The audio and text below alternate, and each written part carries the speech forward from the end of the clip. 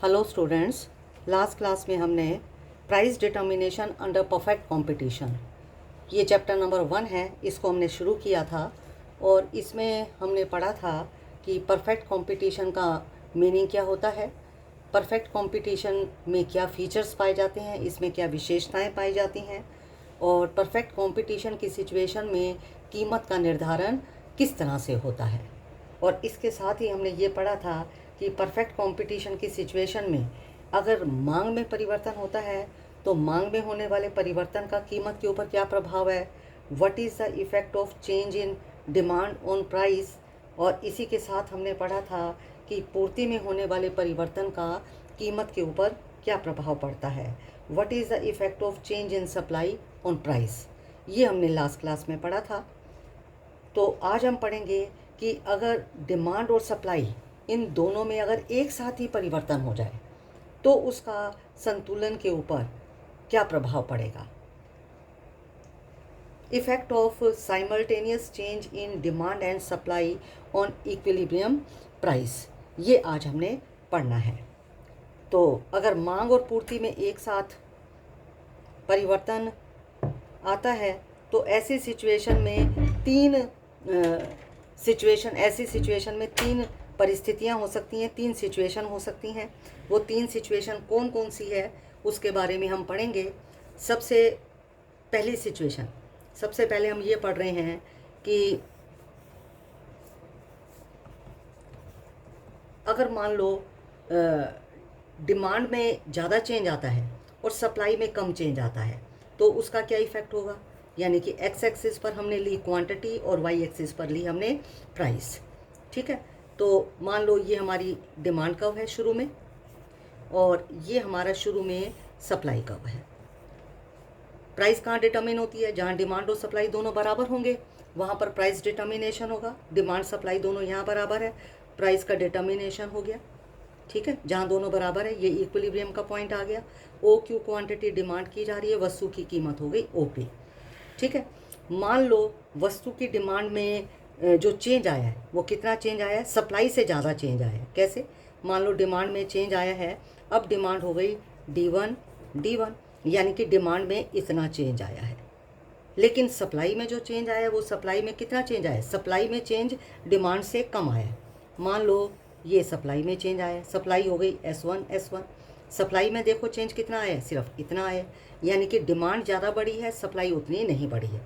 जब डिमांड ज़्यादा बढ़े और सप्लाई उतनी ना बढ़े, यानी कि डिमांड ज़्यादा है सप्लाई उतनी नहीं है।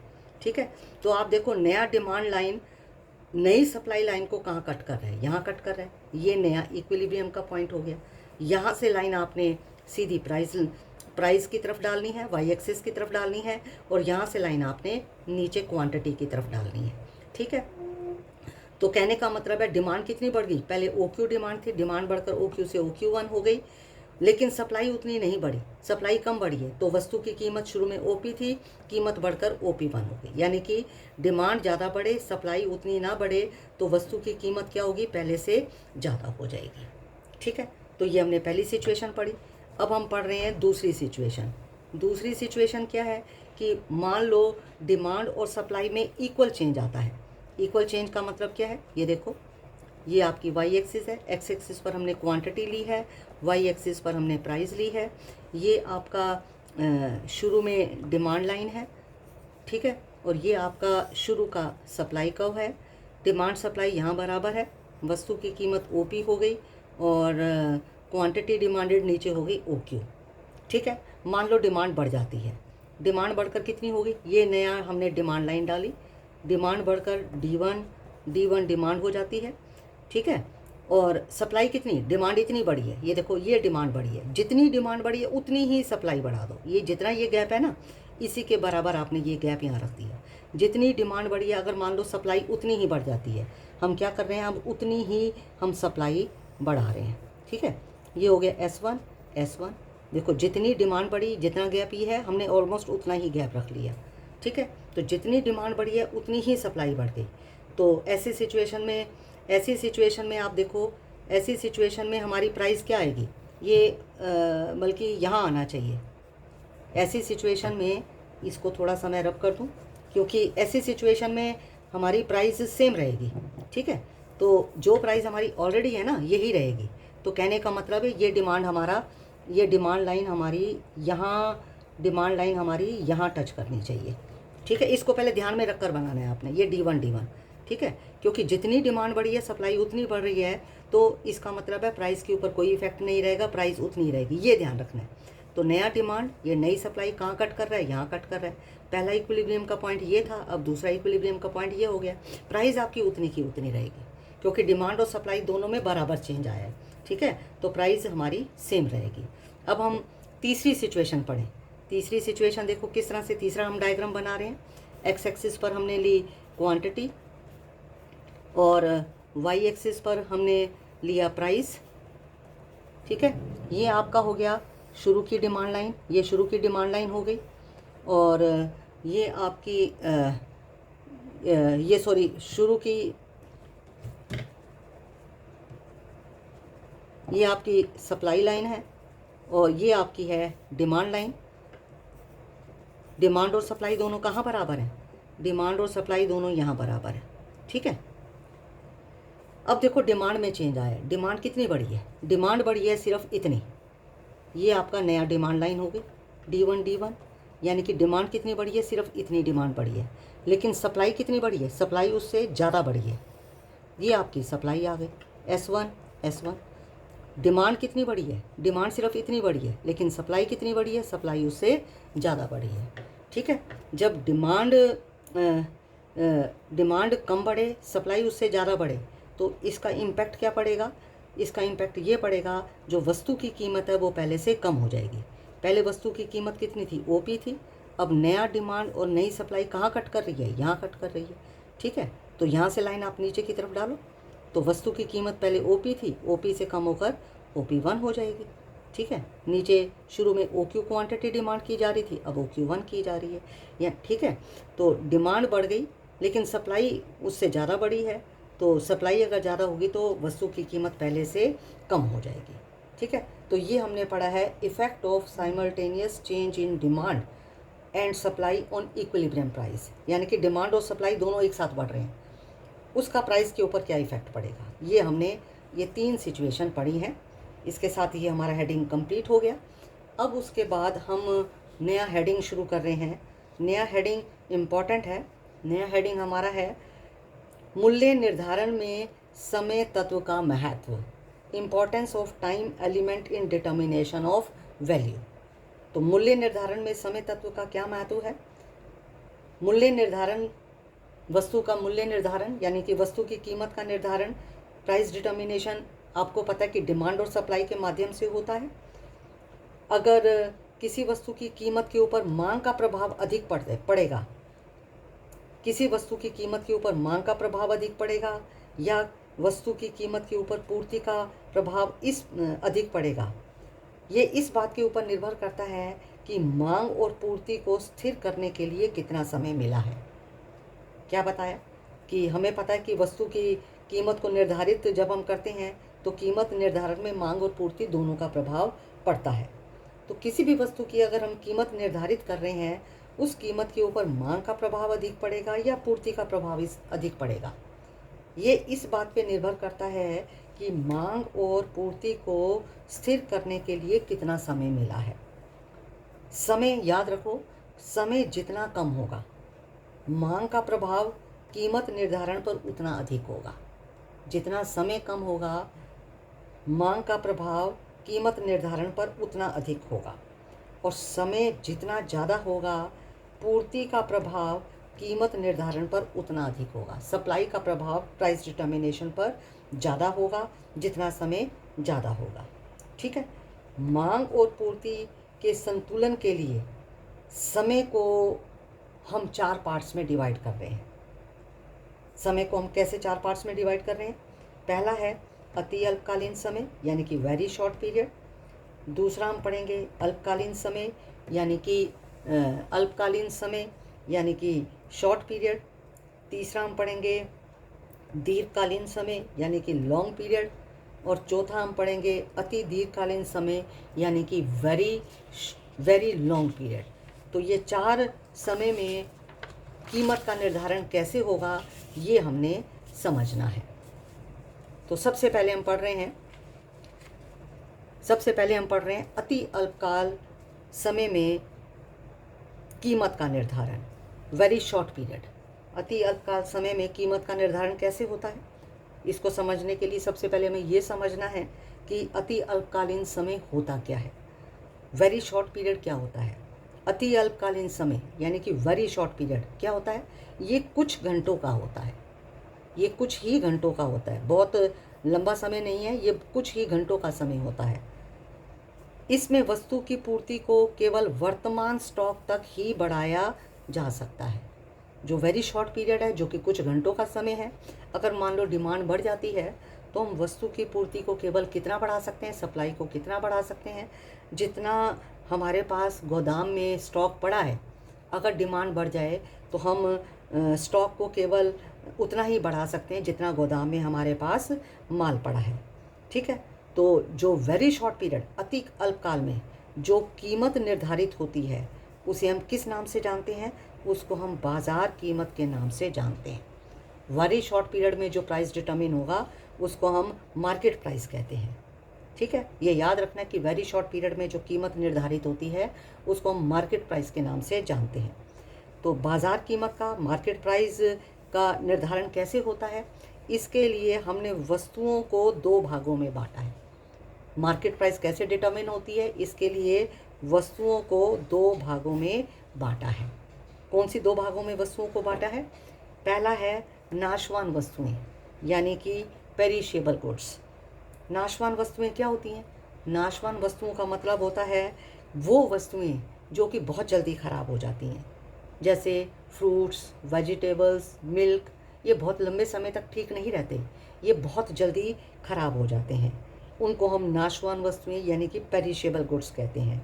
पेरिशेबल गुड्स की सिचुएशन में कीमत का निर्धारण कैसे होता है ये हमने समझना है। ठीक है, तो पेरिशेबल गुड्स में देखो कीमत का निर्धारण हम कैसे कर रहे हैं।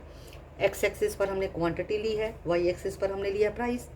ठीक है, क्योंकि आपको मैंने अभी बताया कि नाशवान वस्तुओं की सिचुएशन में जो वस्तुओं की पूर्ति होती है इसको हम बहुत जल्दी नहीं बढ़ा सकते हैं, इसलिए जो सप्लाई लाइन होगी ना ये एक सीधी वाई एक्सिस के पैरेलल होगी, क्योंकि हम वस्तु की पूर्ति को केवल वर्तमान स्टॉक तक, जितना हमारा गोदाम में माल पड़ा है, अगर मांग बढ़ जाए केवल हम उतना ही बढ़ा सकते हैं, उससे ज़्यादा तो बढ़ा ही नहीं सकते। इसकी पूर्ति सीमित होती है, यानी कि सप्लाई कितनी है, ये OS हमारी सप्लाई है। ठीक है, इस सप्लाई को हम नहीं बढ़ा सकते, सप्लाई हमारी इतनी फिक्स है। ठीक है, अगर मान लो वस्तु की डिमांड कितनी है, ये वस्तु की डिमांड है, ये डिमांड लाइन आ गई। डिमांड सप्लाई दोनों कहाँ कट कर रही हैं, यहाँ कट कर रही हैं। ठीक है, ये इक्विलिब्रियम का पॉइंट हो गया, यहाँ से लाइन आपने सीधी डाल दी, वस्तु की कीमत OP निर्धारित हो गई। शॉर्ट पीरियड में, वेरी शॉर्ट पीरियड में अगर मान लो डिमांड बढ़ जाती है, डिमांड बढ़कर कितनी हो गई, डिमांड D1 डिमांड हो गई। सप्लाई को तो हम बढ़ा नहीं सकते वेरी शॉर्ट पीरियड में, सप्लाई तो हमारी ये फिक्स है, OS हमारी सप्लाई फिक्स है। डिमांड बढ़ गई तो हम ये नई डिमांड लाइन इस सप्लाई लाइन को कहाँ कट कर रही है, यहाँ कट कर रही है, ये नया इक्विलिब्रियम का पॉइंट होगा। तो इसका इफेक्ट क्या पड़ेगा कीमत के ऊपर, वस्तु की कीमत बढ़ जाएगी, क्योंकि वेरी शॉर्ट पीरियड में हम वस्तु की पूर्ति कितनी बढ़ा सकते हैं, मैक्सिमम जितना गोडाउन में माल बढ़ा है, उससे ज़्यादा नहीं बढ़ा सकते। अगर उससे भी ज़्यादा डिमांड होगी तो वस्तु की कीमत बढ़ जाएगी, कीमत OP से बढ़कर OP1 हो गई। अब उसके बाद नेक्स्ट मान लो वस्तु की डिमांड वेरी शॉर्ट पीरियड में कम हो गई है, डिमांड कम हो गई है, ये नया हो गया D2 डिमांड लाइन हो गई। ये नई डिमांड लाइन इस सप्लाई को कहाँ कट कर रही है, यहाँ कट कर रही है, तो ये नया इक्विलिब्रियम का पॉइंट हो गया। ठीक है, डिमांड और सप्लाई यहाँ बराबर है, नया डिमांड और सप्लाई तो वही की वही है, सप्लाई तो हम बढ़ा ही नहीं सकते, तो कीमत क्या हो जाएगी, कीमत पहले से कम हो जाएगी। शुरू में कीमत OP थी, उससे कम हो गई, कीमत आपकी कम हो गई, क्योंकि मार्केट में डिमांड ही नहीं है, सप्लाई उससे ज़्यादा है, तो वस्तु की कीमत क्या हो जाएगी, कम हो जाएगी। ये हमने पढ़ा नाशवान वस्तुओं की स्थिति में कीमत का निर्धारण कैसे होता है। ठीक है, अब हम नेक्स्ट हेडिंग पढ़ रहे हैं टिकाऊ वस्तुओं की सिचुएशन में, ड्यूरेबल गुड्स की सिचुएशन में कीमत का निर्धारण कैसे होता है। टिकाऊ वस्तुएं या ड्यूरेबल गुड्स क्या होती हैं? टिकाऊ वस्तुएं वो वस्तुएं होती हैं जिनको हम लंबे समय तक रख सकते हैं, यानी कि जो जल्दी से ख़राब नहीं होती हैं, जैसे साबुन है, तेल है, कपड़ा है, गेहूँ है, इसको हम लंबे समय तक रख सकते हैं, ये जल्दी से ख़राब नहीं होती हैं। इनको हम ड्यूरेबल गुड्स या टिकाऊ वस्तुएं कहते हैं। तो टिकाऊ वस्तुओं की सिचुएशन में जो विक्रेता है वो क्या करता है?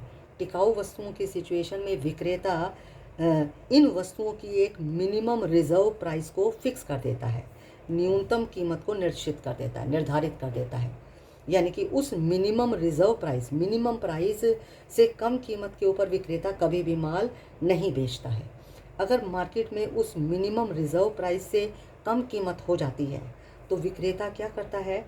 उस वस्तु को गोदाम में उठाकर रख देता है, क्योंकि उसको मिनिमम प्राइस चाहिए। वस्तु तो ख़राब होगी नहीं। अगर उसको वो मिनिमम प्राइस नहीं मिल रही तो विक्रेता क्या करेगा? वस्तु को उठाकर गोदाम में रख देगा और इंतज़ार करेगा वस्तु की कीमत के बढ़ने का। जब वस्तु की कीमत बढ़ेगी फिर उसको मार्केट में बेच देगा। ठीक है, तो ये टिकाऊ वस्तुएं हो गई। टिकाऊ वस्तुओं की स्थिति में पूर्ति को, सप्लाई को कितना बढ़ाया जा सकता है? इसमें भी टिकाऊ वस्तुओं की सिचुएशन में वस्तुओं की पूर्ति को उतना ही बढ़ाया जा सकता है जितना गोदाम में माल पड़ा है, क्योंकि हम वेरी शॉर्ट पीरियड की बात कर रहे हैं।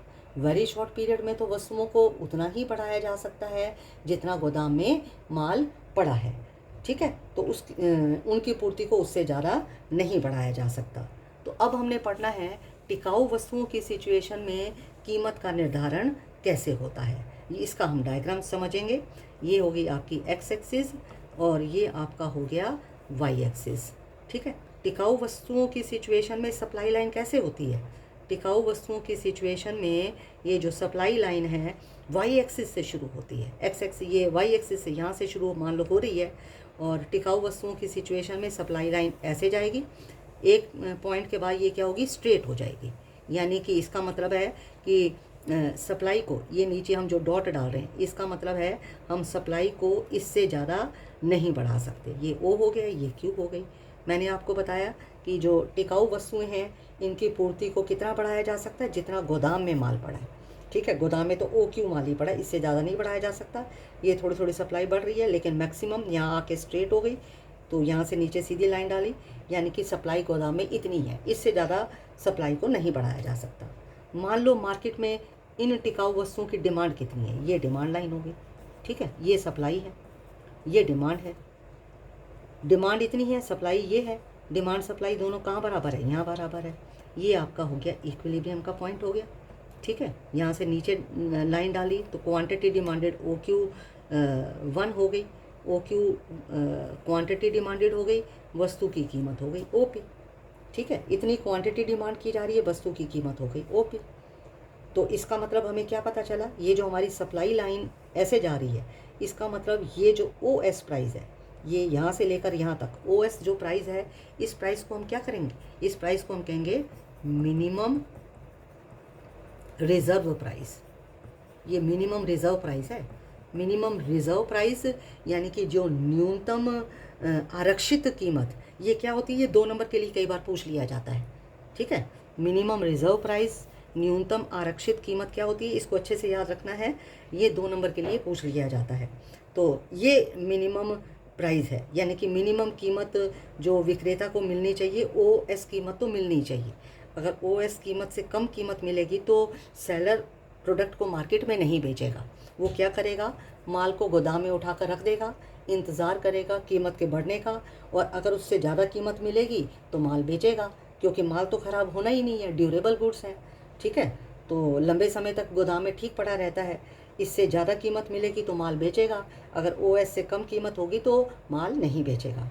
अब हमने जो ये डिमांड लाइन डाली है, इससे हमें ये पता चला है डिमांड सप्लाई कहाँ कट कर रहे हैं? यहाँ कट कर रहे हैं। तो इससे हमें क्या पता चल रहा है कि वस्तु की कीमत जो मार्केट में डिमांड की जा रही है, ओ क्यू 1 क्वांटिटी डिमांड की जा रही है, और इसकी कीमत कितनी है? O P. ये देखो ओ एस से ज़्यादा है।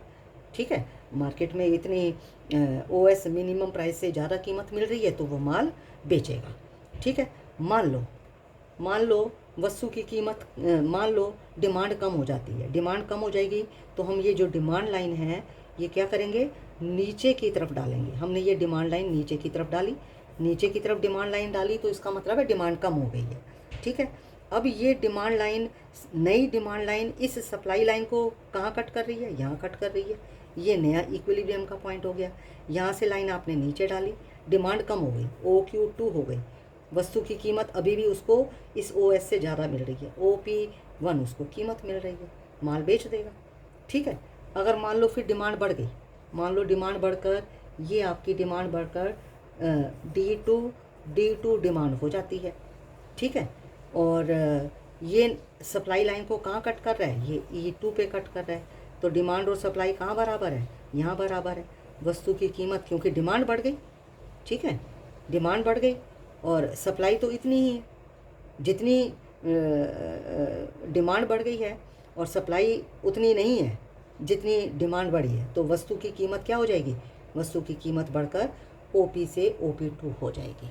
तो ये हमने पढ़ा कि ड्यूरेबल गुड्स की सिचुएशन में, टिकाऊ वस्तुओं की सिचुएशन में कीमत का निर्धारण किस तरीके से होता है। कंप्लीट हो गया। हमने वेरी शॉर्ट पीरियड में कीमत का निर्धारण कैसे होता है वो हमने पढ़ लिया। अब उसके बाद हम नेक्स्ट हेडिंग करने जा रहे हैं। नेक्स्ट हमारा हेडिंग क्या है? अल्पकाल में कीमत का निर्धारण, यानी कि प्राइस, अल्पकाल में कीमत का निर्धारण यानी कि price determination in short period. Short period में कीमत का निर्धारण कैसे होता है?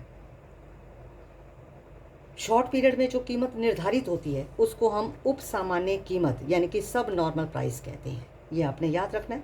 जो कीमत शॉर्ट पीरियड में निर्धारित होती है उसको उप सामान्य कीमत कहा जाता है।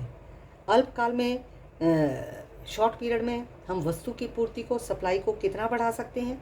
जितनी हमारी उत्पादन करने की क्षमता है, जितनी प्रोडक्शन करने की कैपेसिटी वर्तमान समय में, प्रेजेंट में जितनी हमारी प्रोडक्शन करने की कैपेसिटी है, हम शॉर्ट पीरियड में सप्लाई को, वस्तु की पूर्ति को वर्तमान उत्पादन क्षमता तक ही बढ़ा सकते हैं, उससे ज़्यादा नहीं बढ़ा सकते हैं।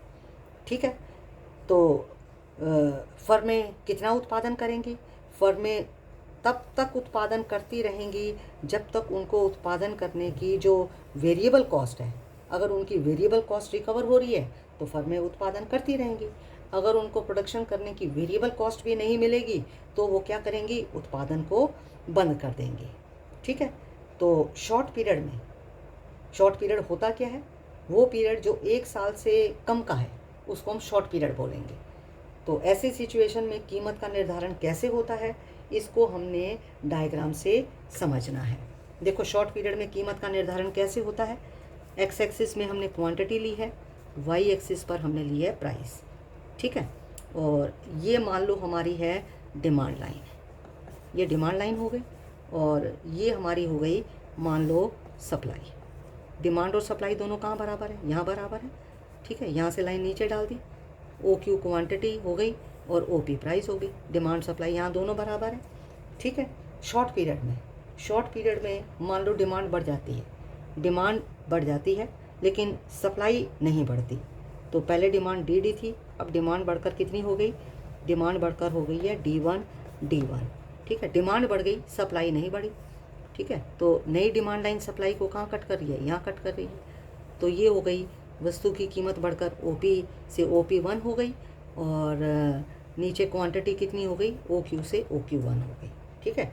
डिमांड ज़्यादा हो गई है, OQ डिमांड पहले थी, अब OQ1 हो गई, लेकिन सप्लाई तो बढ़ी नहीं, सप्लाई तो वही की वही है। तो कीमत हमारी क्या हो जाएगी? कीमत हमारी बढ़ जाएगी। पहले OP थी, OP1 हो गई। मान लो हमारी डिमांड हो गई है कम, पहले से भी कम हो गई, ये आपका हो गया D2। डिमांड कम हो गई, सप्लाई उतनी की इतना, सप्लाई तो कम नहीं हुई, डिमांड कम हो गई है। तो नया डिमांड लाइन सप्लाई को कहाँ कट कर रही है? यहाँ कट कर रही है। ये शुरू का इक्विलिब्रियम का पॉइंट, फिर ये E1 आ गया, इसको हम बोलेंगे E2। ठीक है। तो ये आपका हो गया यहाँ और ये हो गया आपका यहाँ। तो ये हो गई OP2। डिमांड कम हो गई लेकिन सप्लाई तो उतनी की उतनी है। डिमांड कम हो जाएगी तो वस्तु की कीमत क्या हो जाएगी? कम हो जाएगी। कीमत कम होकर OP2 हो गई। तो ये हमने पढ़ा अल्पकाल में कीमत का निर्धारण यानी कि price determination in short period. ठीक है। अब उसके बाद तीसरा हमारा पॉइंट आता है दीर्घकाल में कीमत का निर्धारण, लॉन्ग रन प्राइस डिटर्मिनेशन। दीर्घकाल क्या होता है? वो समय जो 1 साल या 1 साल से भी ज़्यादा का समय होता है, 1 साल से भी अधिक का जो समय होता है उसको हम दीर्घकालीन समय कहते हैं। शॉर्ट पीरियड तो 1 साल से कम का होता है, लॉन्ग पीरियड 1 साल से भी ज़्यादा का होता है। ठीक है, लॉन्ग पीरियड में प्राइस डिटर्मिनेशन कैसे होता है? लॉन्ग पीरियड में प्राइस का डिटर्मिनेशन वहीं होगा जहाँ डिमांड और सप्लाई दोनों बराबर होंगे। और लॉन्ग पीरियड में जो कीमत निर्धारित होती है उस पीरियड को हम क्या कहते हैं? उसे हम सामान्य कीमत यानी कि नॉर्मल प्राइस कहते हैं। लॉन्ग पीरियड में जो प्राइस डिटर्मिन होगी उसको हम क्या बोलेंगे? उसको हम सामान्य कीमत यानी कि नॉर्मल प्राइस बोलेंगे। तो लॉन्ग पीरियड में प्राइस डिटर्मिनेशन कैसे होता है इसको डायग्राम से समझना है। एक्स एक्सिस पर क्वांटिटी हो गई, वाई एक्सिस पर वही आपकी हो गई प्राइस। ठीक है, कैसे डिटर्मिन होगा? ये मान लो हो गई हमारी डिमांड, ये हमारी हो गई सप्लाई। डिमांड सप्लाई दोनों कहाँ बराबर है? यहाँ बराबर है, इक्विलिब्रियम का पॉइंट हो गया। ये हो गई ओपी प्राइस और ये हो गई आपकी ओ क्यू क्वान्टिटी। मान लो लॉन्ग पीरियड में डिमांड बढ़ गई है। ठीक है, डिमांड बढ़कर कितनी हो गई? D1 डिमांड हो गई है लॉन्ग पीरियड में। ठीक है, डिमांड कितनी बढ़ी? ये डिमांड हमारी बढ़ गई, डिमांड बढ़कर हमारी कितनी हो गई है? D1 या इस तरह से हम ना लिखें, इसको हम इस तरीके से भी कर सकते हैं।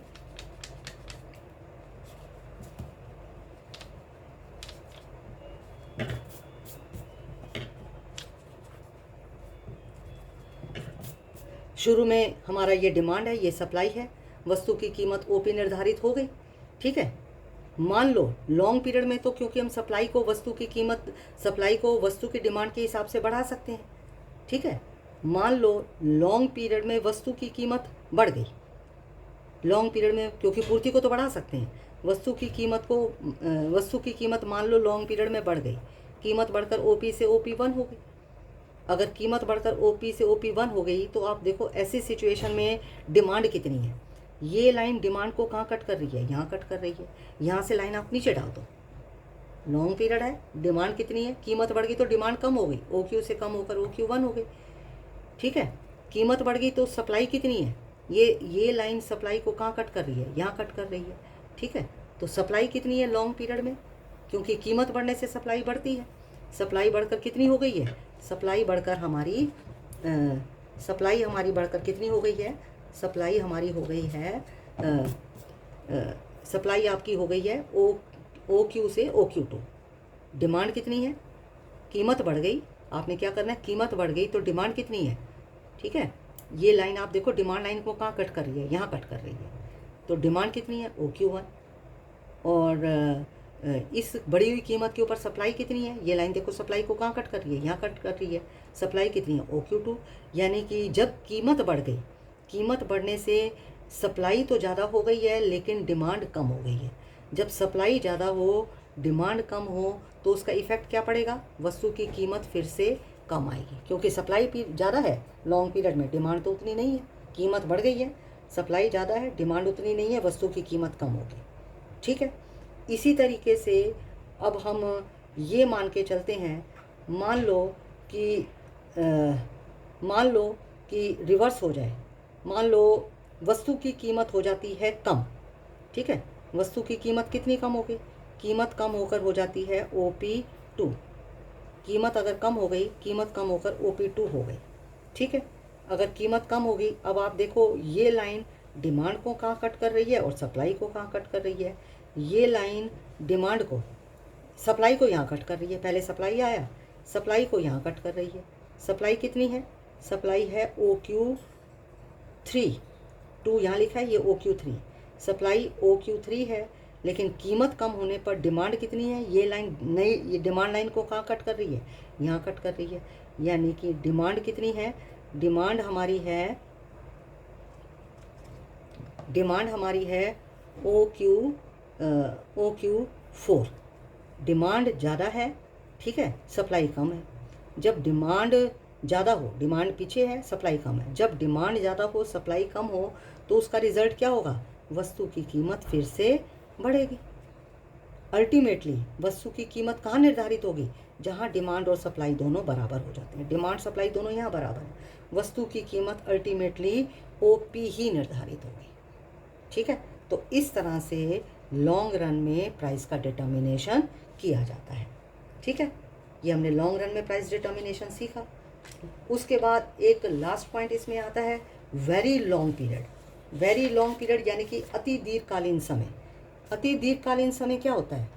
अति दीर्घकालीन समय, वेरी लॉन्ग पीरियड, अति दीर्घकालीन समय, ये यहाँ मैंने लिखा नहीं, ये आपका चौथा पॉइंट आता है वेरी लॉन्ग पीरियड।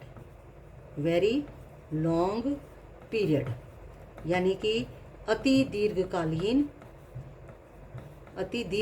समय। अति दीर्घकालीन समय क्या होता है? अति दीर्घकालीन समय तो बहुत लंबा समय होता है, कई सालों का समय होता है। अति दीर्घकालीन यानी कि आज से 5 साल के बाद, 10 साल के बाद, ये वेरी लॉन्ग पीरियड है। इतने पीरियड में तो क्या होता है, डिमांड टोटली बदल जाती है, क्योंकि लोगों के इंटरेस्ट चेंज हो जाते हैं, लोगों की आदत चेंज हो जाती है, पॉपुलेशन का साइज़ में परिवर्तन आ जाता है। तो अति दीर्घकाल समय क्योंकि बहुत लंबा समय होता है, अति दीर्घकालीन समय में नए नए आविष्कार भी हो जाते हैं, उत्पादन की तकनीकों में भी परिवर्तन आ जाता है। उत्पादन की तकनीकों में परिवर्तन आने से, टेक्नोलॉजी चेंज होने से पूर्ति के ऊपर, सप्लाई के ऊपर काफ़ी इफ़ेक्ट होता है, सप्लाई बहुत ज़्यादा आ जाती है। तो अति दीर्घकालीन समय में जो वस्तु की कीमत निर्धारित होती है उसको अति दीर्घकालीन कीमत कहते हैं, उसको हम सेकुलर प्राइस के नाम से जानते हैं। इसका कोई डायग्राम नहीं है, वेरी लॉन्ग पीरियड का कोई भी डायग्राम नहीं है। तो इसके साथ हमारा एक क्वेश्चन कंप्लीट हो जाता है। क्वेश्चन हमने जो याद करना है वो क्या है, क्वेश्चन एग्जाम में आ जाता है कि पूछा जाता है मूल्य निर्धारण में समय तत्व का क्या महत्व है। What is the importance of time element in determination of value. अगर ये क्वेश्चन आ जाए तो आपने बताना है कि समय 4 प्रकार का होता है, short period, very short period, long period, very long period. इन 4 समयों में कीमत का निर्धारण किस तरह से होता है, ये क्वेश्चन आ जाए तो एग्ज़ाम में आपने ये 4 समय लिखकर डायग्राम के साथ एक्सप्लेन करना है। और ये इस चैप्टर का एक इम्पॉर्टेंट क्वेश्चन है, आपने इसको अच्छे से याद करना है। आज के लिए इतना ही, बाकी हम कल पढ़ेंगे।